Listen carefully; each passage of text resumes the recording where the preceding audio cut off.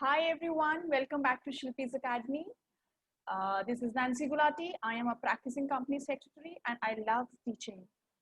So I get this opportunity with Shilpi's Academy to come up and give a very few lectures on a few topics related to my life as a practicing company secretary.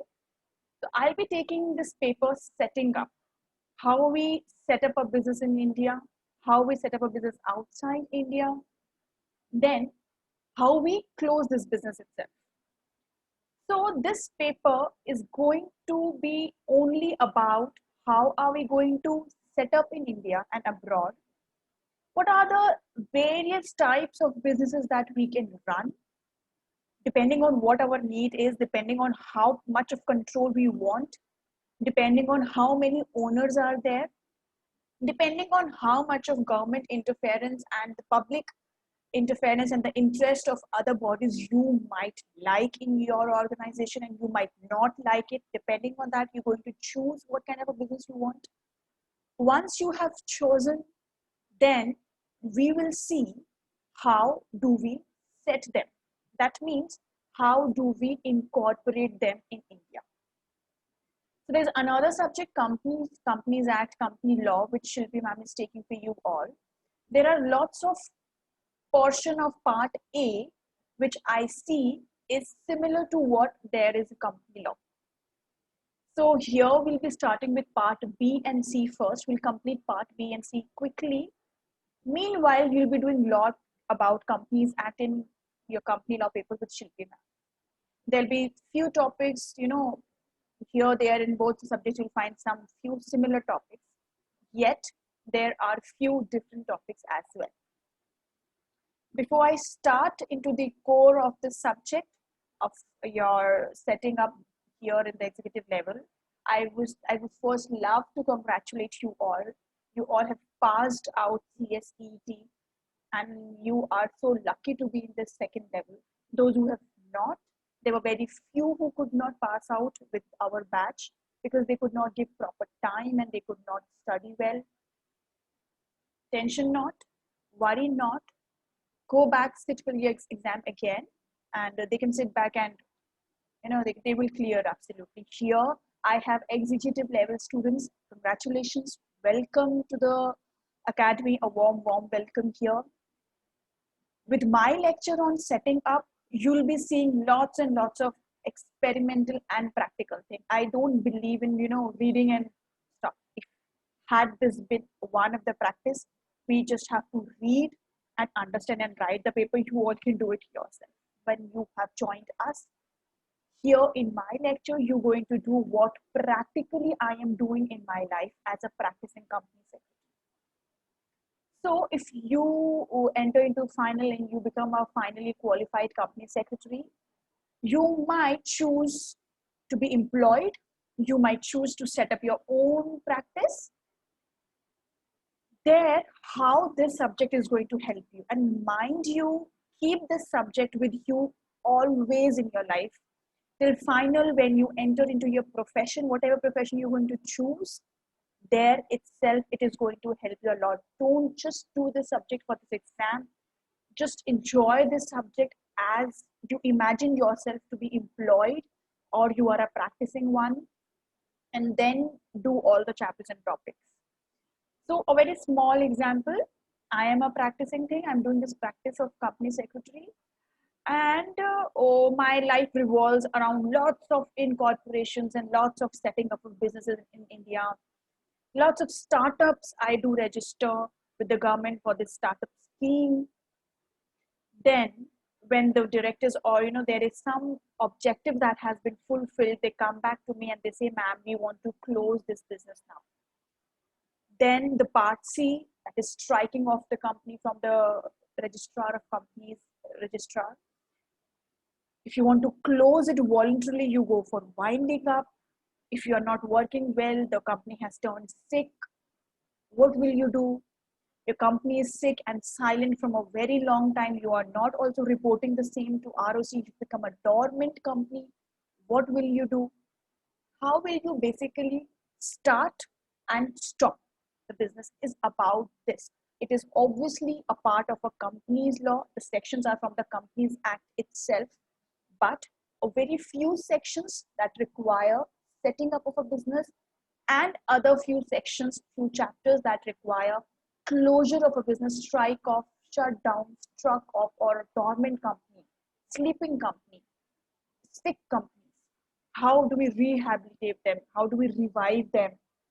All that has become another subject, which is this subject setting up. And between this part A and the part C, we have a very small part, which is part B. Those are few licenses that we all require to survive as an individual in India, to survive as a business in India. Okay, so let me tell you about this licenses, and then I will take you through this entire subject with the detailed index and this part B, which I'm mainly going to discuss right now in this session. So licenses, like if you are an individual, I am an individual, we all have a PAN card. This permanent account number is issued by the government to each and every individual citizen of our country. This is the number how the government knows who all are citizens of our country. What is our age, when were we born, where, everything is being tracked by government through this PAN, permanent account number.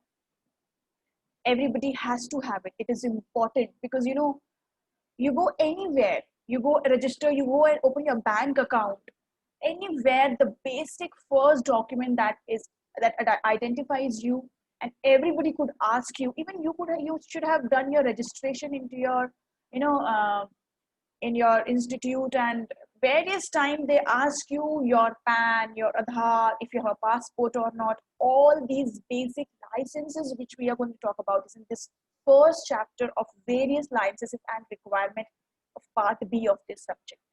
This entire subject is very scoring. Why? 99% you will get a direct question.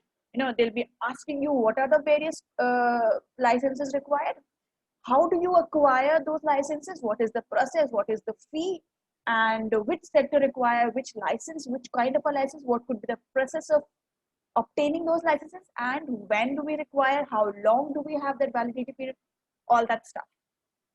Now here there is a lot of reading and understanding and learning as well, which is why I am going to make this entire subject a very good activity for you. I am going to give you live example. I'm going to take you to the entire websites where we do this licenses registration. This will help you fit the entire process into your brain like this. It will be very easy for you after you listen to my sessions, my lectures, and then you go back, give a read to your notes, which we are providing you. If you can join us with the WhatsApp group as well, all the faculty members are joined there. We do a lot of conversation over our subjects and all. Join there. There's a link in the video. You can join our lectures. There's a link in the video. Every detail is there. Let's focus on how are we going to prepare it. We need a PAN. If for an example, I am employer and I'm employing various employees under my industry, my factory, whatever I have. Okay, let's take an example of this chocolate factory. I have a chocolate factory. I am making a food product here. Me being an individual, I will have a PAN, I will have an Aadhaar. I have, in case dealing with any foreign party, or I have employed 500 people, there's no limit. If I have employees of around 7 to 10 also, I will require to register myself for TAN. What is happening in the TAN is I am required by the government to deduct the tax amount there itself when I am paying salary or wages, and I have to collect that amount and give it to the government. What is that? At this point of time, when I have employees, they are working for me, they are working and they are making money, they are making income out of working in my industry. They have generated income in Indian land. Now they are supposed to pay a tax to the government.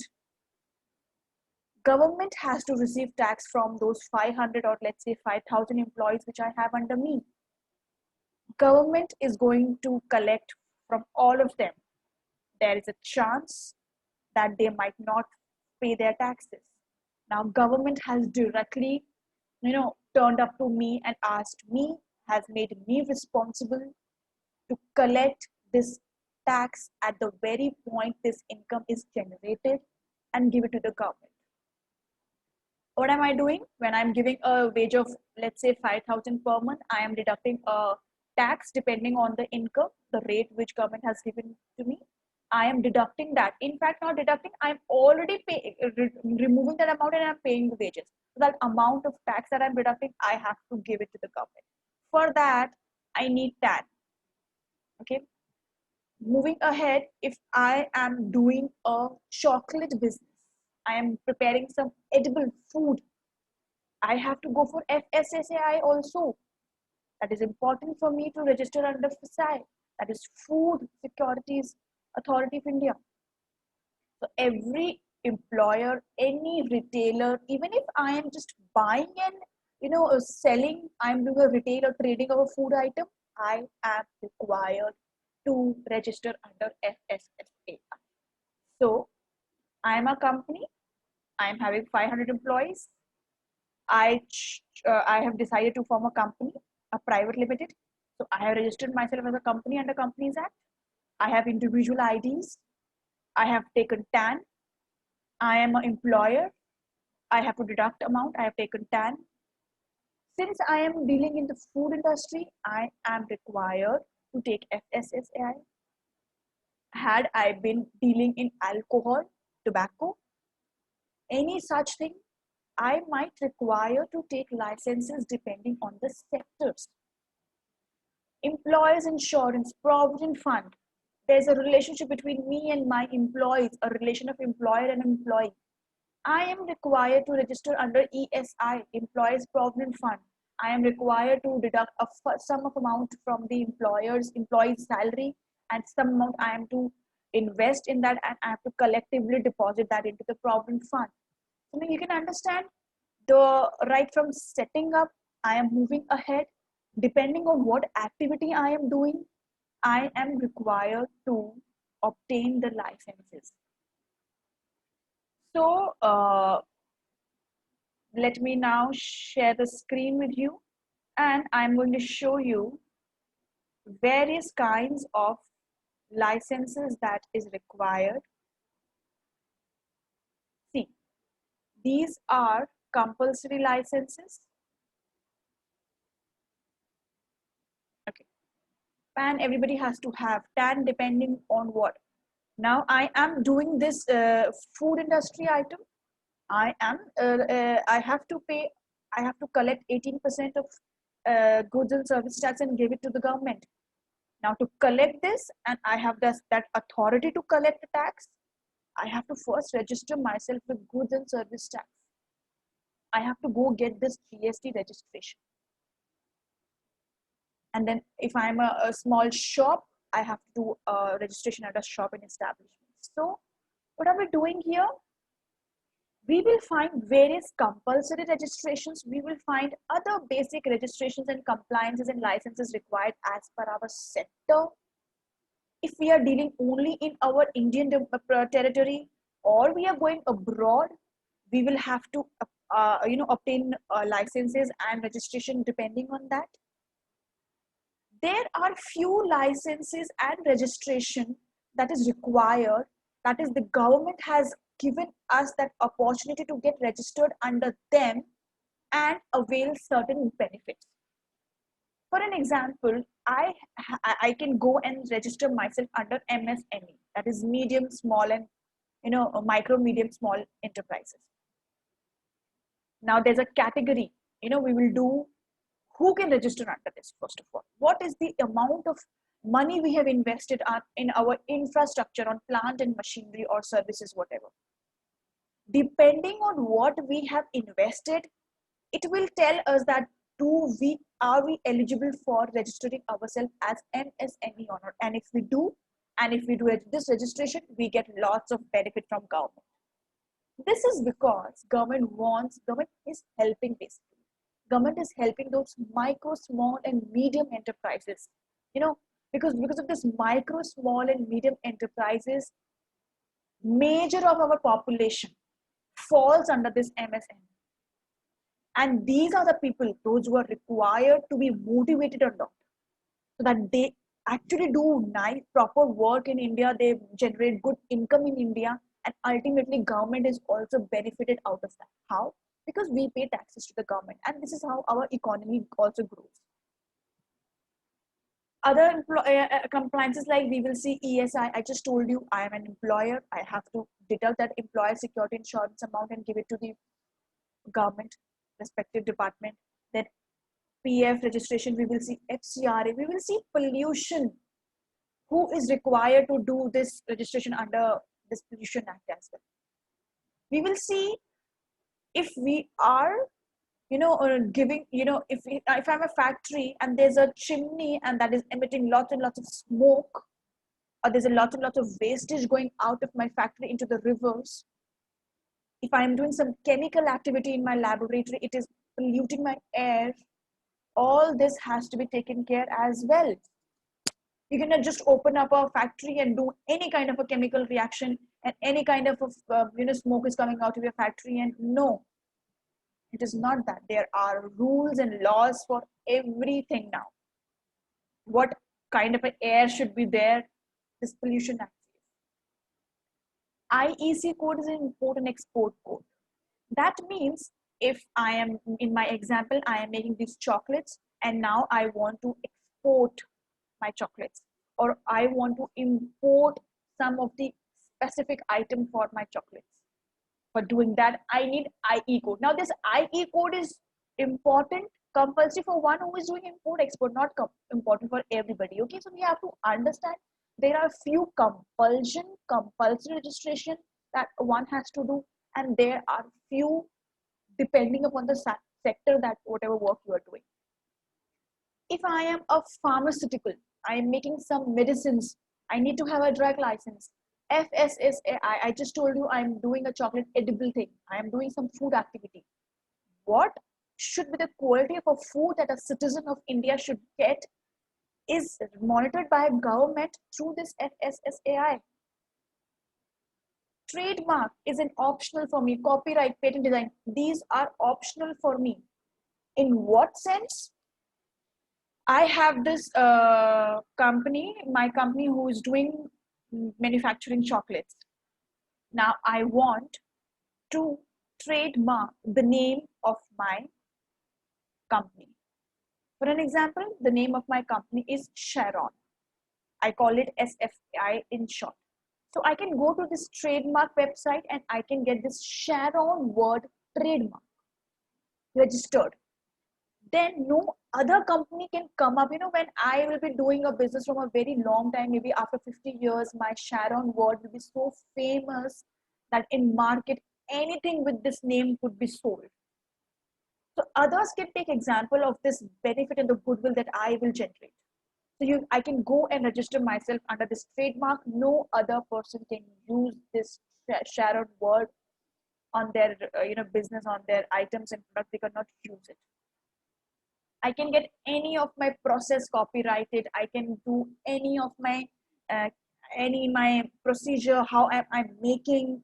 And copyright is basically for that musics and CDs and that film industry, what they are doing, they get their things copyright. Patent is, for example, I am doing a production of my chocolate, and I have come up with an absolutely unique process of making a chocolate that is super exclusive and very much time saving, and it gives me absolutely new thing. Then the entire process, if it is unique, government will test it. If it is unique, they can give me patent. No other one can use my process, my step that I am using to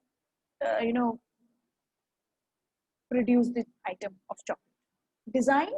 The design of my chocolate, the shapes, I can go and I can get that too registered under my name, and no other can use it.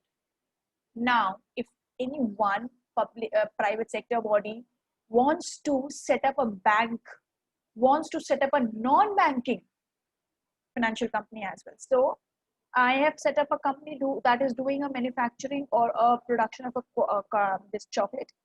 I might wish to set up another company that is giving some kind of a loan and financial activity, which basically bank is doing. So I am a non-banking financial active doing a non-banking financial activity. For that, setting up a company like this comes under non-banking financial company, then we require a license from RBI. Now you, if end up doing practicing in your career after your examination, you have to do all these registrations and you have to get all these licenses for your clients. This is why this subject is very much practical, and I want you to carry this information and knowledge which you're going to gather here till the end of your final and then start of your career and throughout your life of your practice, or even if you're doing even if you end up doing a employment, you have to keep a close check on what registrations your company wants, requires, and what registration your employer requires.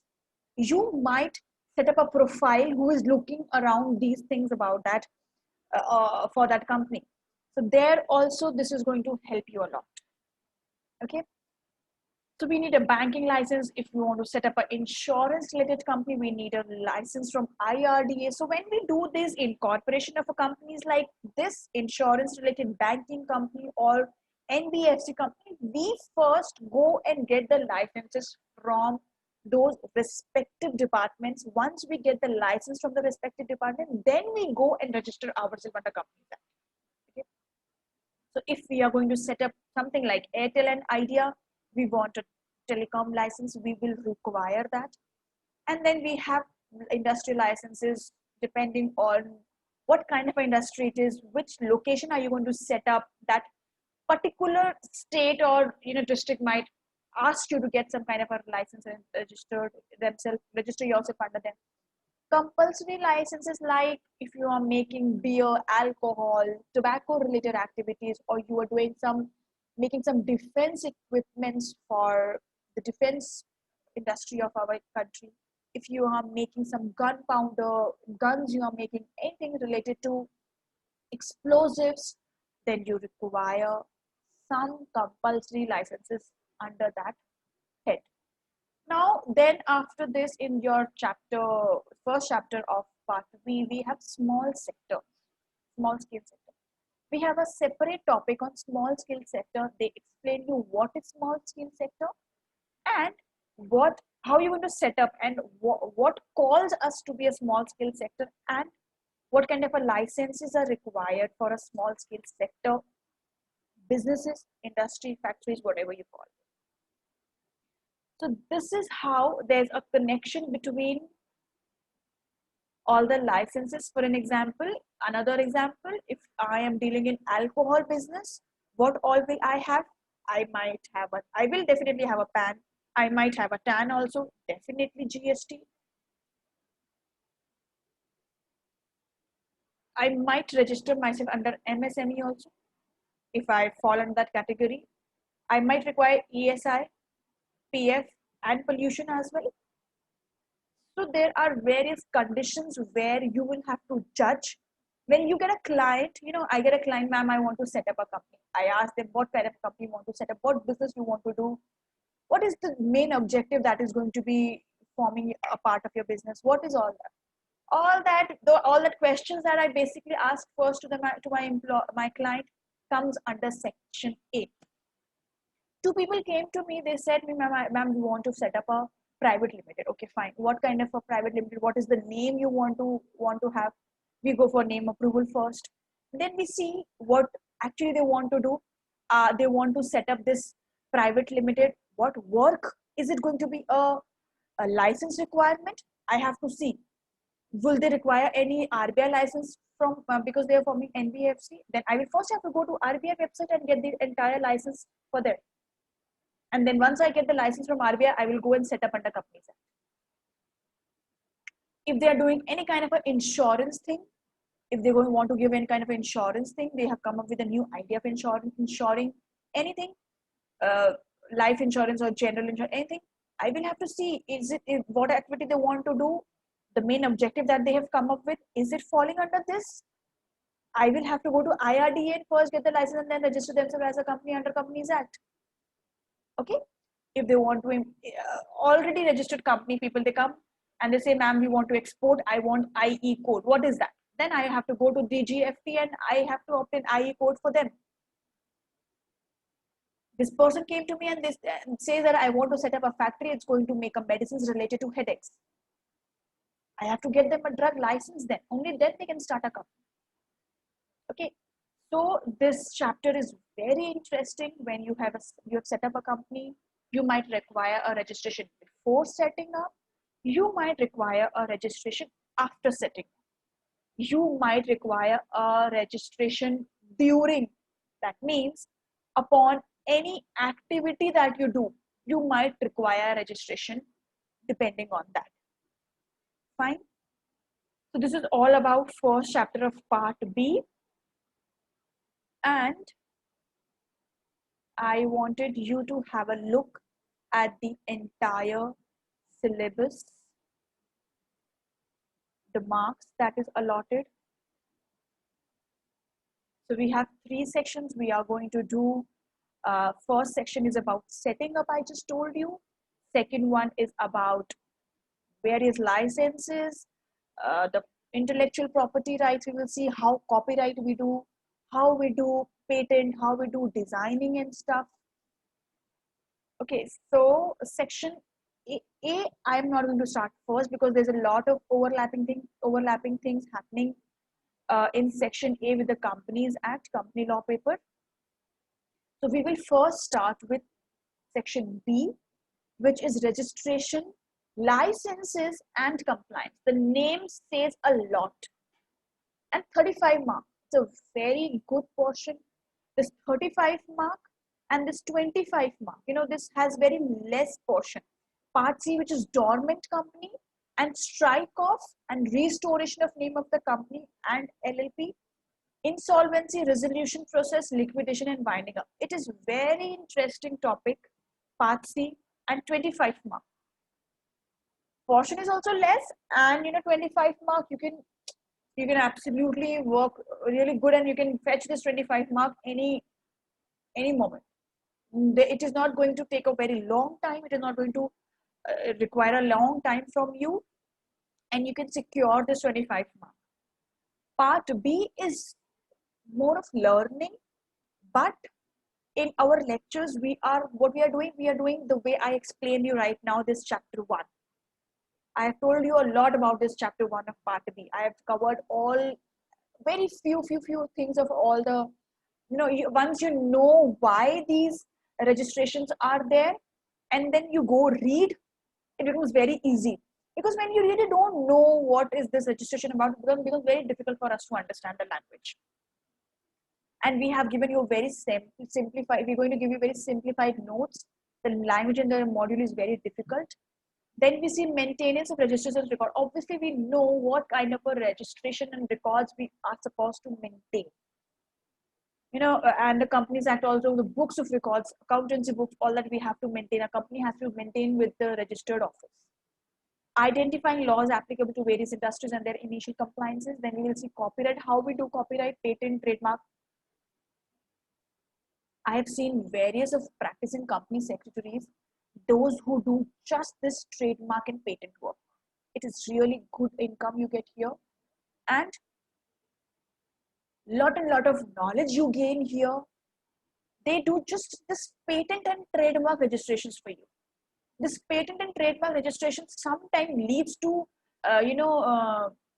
court hearing as well, goes to dispute as well. Because if I have applied for Sharon in my example, there could be someone else who might have objection. Now I have to prove that how my word and my activity is different from your activity. For that, certain disputes might occur and I might have to go to the court as well.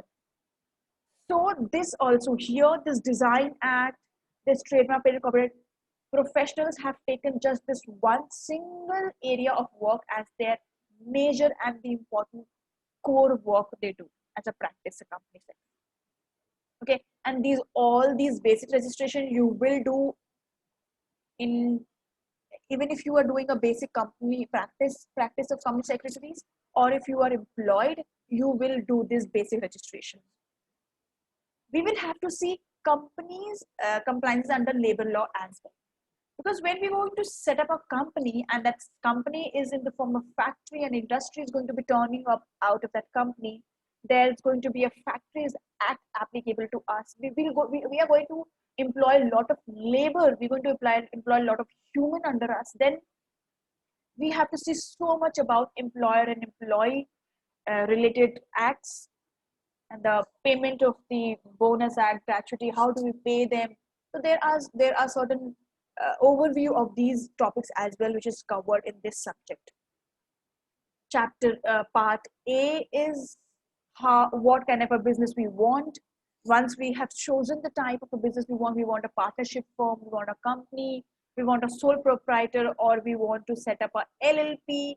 Which body, which government is going to direct us, which government is going to have an overview of us, we are going to register under which department or government, that is going to be decided here when we do part A of setting up a business. Once we have decided that we want to go into a private company, a public, one person, nidhi producer, foreign company, how are we going to set up how are we going to set up companies outside India, what is going to be the process of the formation in all of them. If you are a practicing company secretary in future, you have to do this. You're going to incorporate such kind of a business and you're going to set up a business for your clients. If you are going to be employed, that time you will have to make sure that the entire process, when you're going to, you might have this opportunity of expanding your business. There also you might have the opportunity of putting up a branch office outside India or maybe in some other state. You will have to see the basic incorporation documents, and these documents, you just don't have to monitor them while incorporation, but throughout the life of the business. These documents are very important. You have to go and operate according to what you have written in MOA. In your memorandum of association, whatever you've given that we are going to do such activity, you can do only that. You cannot go beyond that. If you want to go, you have to alter it. If you want to add a new business into your existing business, you will have to alter your memorandum. So being an employee, you will have to do such activities or altering the memorandum and then registering with the ROC. If you are not employed, if you are a practicing company secretary, you might have to do all similar activity for your clients. Then there are small companies, there are holding companies, there are subsidiary companies, there are inactive, there are a lot of various type of companies. We're going to see how we're going to set them up. And LLP, if you've chosen to form a LLP, how we're going to register a LLP, how we're going to take a name approval, and then you're going to register. This entire thing has a process. This subject is about the process of setting up, and then the process of closing, and then the process of licenses, and then the process of the compliance of the setup. Other forms of business organization are partnerships, sole. We're going to see how we form a NGO, that social thing people do, social work that people do. They form a society, they form a trust, they form NGOs. In Companies Act, if you want to do some company formation for a society work, then those companies are categorized under Section 8 companies. Okay, under Companies Act, we call them Section 8 companies. How we register that? Here also we require a separate kind of a license before registering. I will tell you. I am doing all these incorporation in my daily life on my day-to-day basis. I'm going to show you forms, the incorporation thing, how we incorporate, and this is going to be very interesting for you. How we form NBFC, we just discussed. And then startup, you have done the startup topic in your CSET also, in your business environment. The same is here with a little extra work on it because you have grown now. We can form a joint venture, we can do a partnership. Joint ventures are for special work. I have to set up because Christmas is about to come and I have to manufacture 5 lakh t-shirts by December. So now this is going to be a very small activity. My object is to print and manufacture and design and pack and market and make this 5 lakh t-shirts available in the market before Christmas, somewhere around 1st of December. So this is a very small thing, very small objective I have. I might, do some partnership or joint venture kind of a thing. Setting up a business outside India, and I am also doing lot of compliances for US. I have set up lot of business entities in US also. You're going to see a very nice example, live examples here in this lecture. And we can convert our businesses as well. We can convert a private to a public company. We can convert a Section 8 company into some other kind of a company. We can convert a company to LLP, that is a partnership firm, a LLP into a company. Keep yourself into the foot of a practicing company secretary when you are doing this subject, because imagine this client is in front of you and this client has come up and told you to convert my company or to register a company for me outside India and make a memorandum for any kind of a business. They can come up to you. There might dispute happen in their organization. They can come up to you to please shut down my company anyhow. You have to decide then to become doctors for them. So this is all about this chapter, this entire setting up business, and this is a very interesting subject. They have taken sections from the Companies Act and they made this separate, this separate subject. Earlier we used to do combined with companies law only. So now the emphasis has given lot on this incorporation, setting up, and the basic licenses compliance that is required to set up business or any organization form of business, and how you can carry on. See, the operational activity you're going to do in the corporate law, company law paper only, but setting up and how to close, you're going to see here. So that's all. I wish to see you all in large number with the live sessions we're going to start in October 1st week. Let's catch up soon. There's a link in the video. You can go register at a very good discount right now. You can give some advance of 2K and you can register it. You can have a look at this website about the description of the prices and stuff.